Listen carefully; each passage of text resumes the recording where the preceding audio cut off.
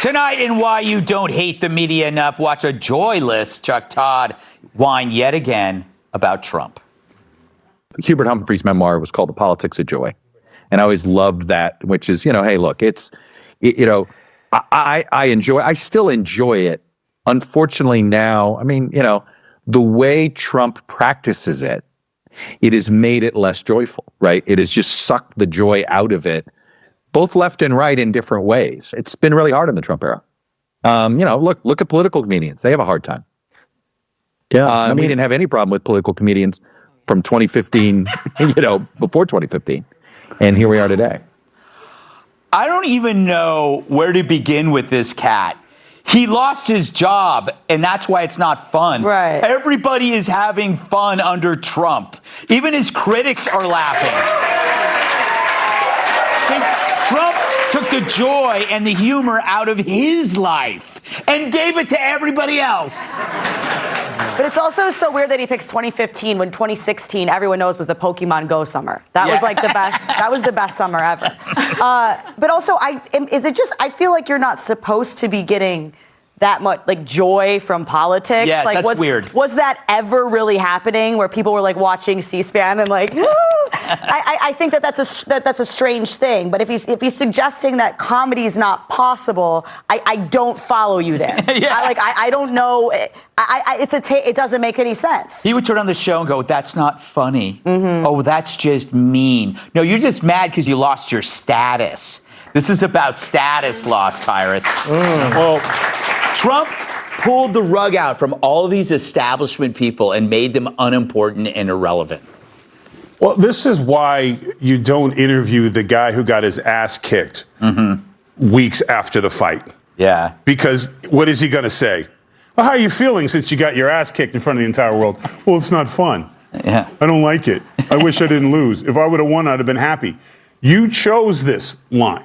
This is your fault. Everything he said was his fault. Oh, exactly. You started this party. You started the fight. You picked a fight with someone you didn't understand.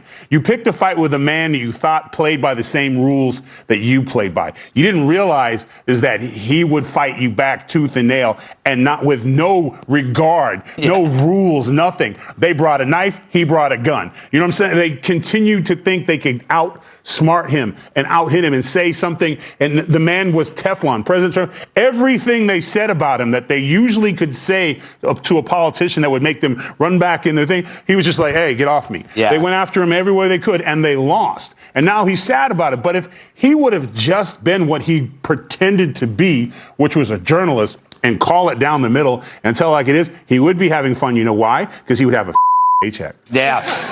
I love it.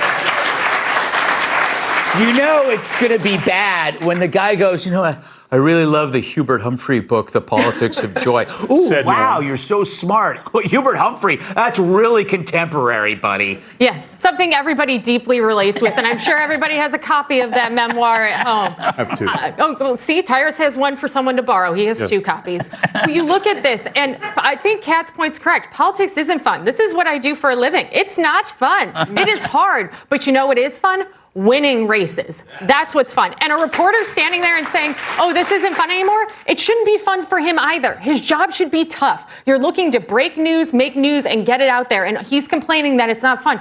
Trump takes kids in his helicopter at the Iowa State Fair before he ran. He's going to UFC fights. He's going to host one at the White House. He has big rallies that are essentially political parties. The man has actually brought fun back to politics, or probably to politics for the first time.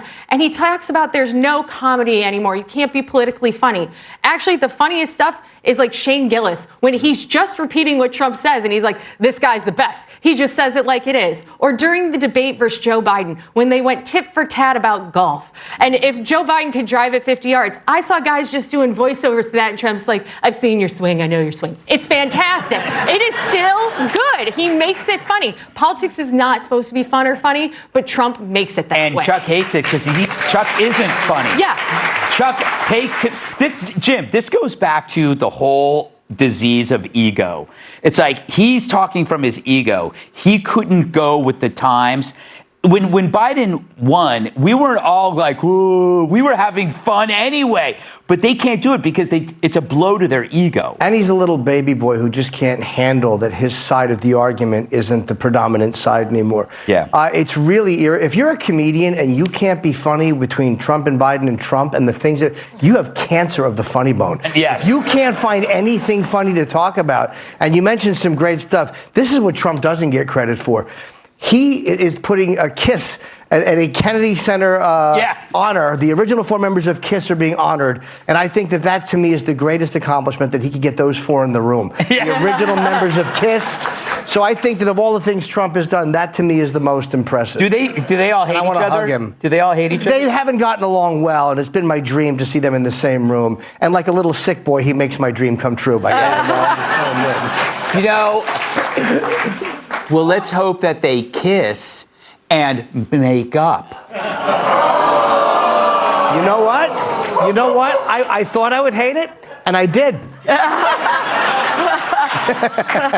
That was One person giggled right there. Talk to them. kiss Just to talk to them. and make Oh no, we get up. it. Yes, yeah. Kiss and Yeah. make. No, but it's... Shut up! All right, coming up, the media still wants Trump to fail. I thought that was great.